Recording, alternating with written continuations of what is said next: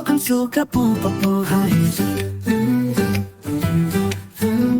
Circus में ring master ने Hunter हवा में लहराया और मोती हाथी रिंग में करतब दिखाने लगा। कभी वह सूंड ऊपर करके दो पैरों पर एक छोटे से रास्ते पर चलता, कभी वह बॉल को हवा में उछलकर करतब दिखाता। हर दिन उसे कुछ नया करतब दिखाना पड़ता था, तभी उसे भरपेट खाना मिलता था।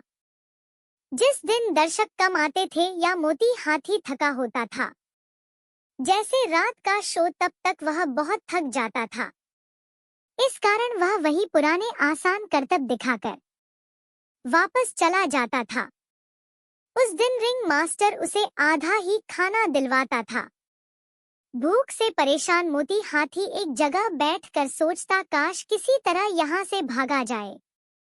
मोती हाथी का सबसे पसंद का करतब था साइकिल चलाना।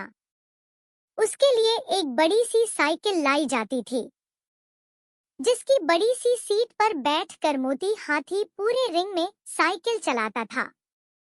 यह देखकर बच्चों के साथ साथ बड़े भी तालियां बजाते थे। इसी सर्कस में एक सफेद तोता था, हरिया तोता, जिससे मोती हाथी की दोस्ती हो गई थी। हरिया तोता का पिंजरा मोती हाथी के पास ही टंगा होता था।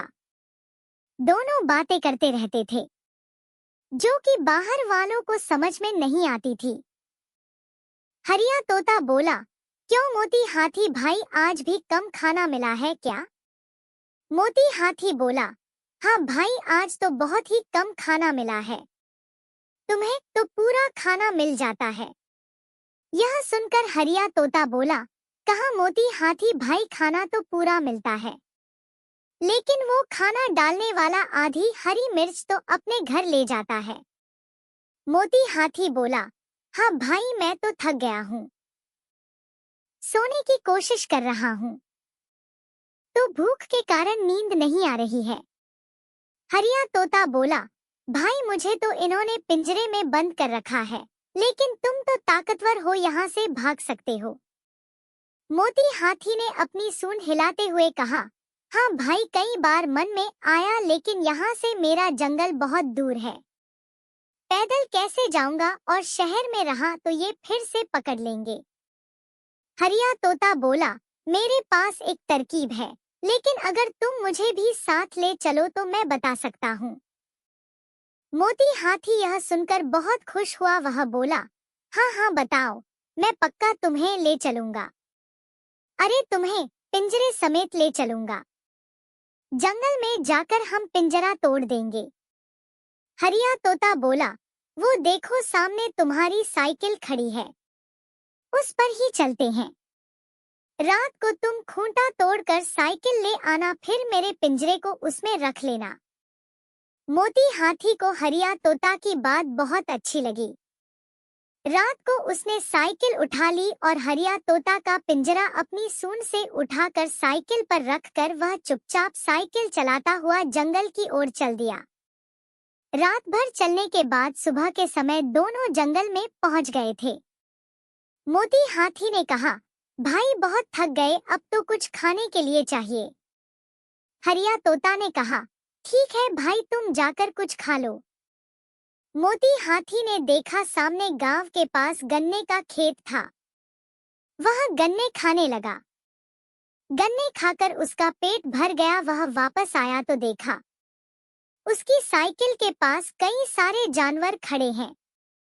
मोती हाथी ने कहा, क्या बात है, सब ऐसे क्या देख रहे हो? एक हिरण बोला, यह क्या है, हमने इसे पहली बार देखा है। मोती हाथी बोला, भाई ये साइकिल है, इतनी बड़ी इसलिए है क्योंकि ये मेरे लिए है। सभी जानवर बहुत खुश हुए और बारी बारी साइकिल को चलाकर देखने लगे। तभी हरिया तोता ने कहा, अरे कोई मुझे तो पिंजरे से निकालो। मोती हाथी को ध्यान आया। वह बोला, भाइयों मदद करो, हरिया तोता को पिंजरे से निकालना है। सभी ने पिंजरे को पकड़ लिया। फिर एक चीते ने दोनों पैरों से पिंजरे की सलाखों को चौड़ा कर दिया और हरिया तोता बाहर निकल आया। सभी जानवर बहुत खुश हुए। हरिया तोता मोती हाथी की पीठ पर गया और मोती हाथी साइकिल चलाने लगा। पूरे जंगल में घूम घूम कर सब मजे करने लगे। इस तरह एक तोते की सूझबूझ से मोती हाथी को कैद से आजादी मिल गई। Please like and subscribe, it's the thing to do. Hit that bell and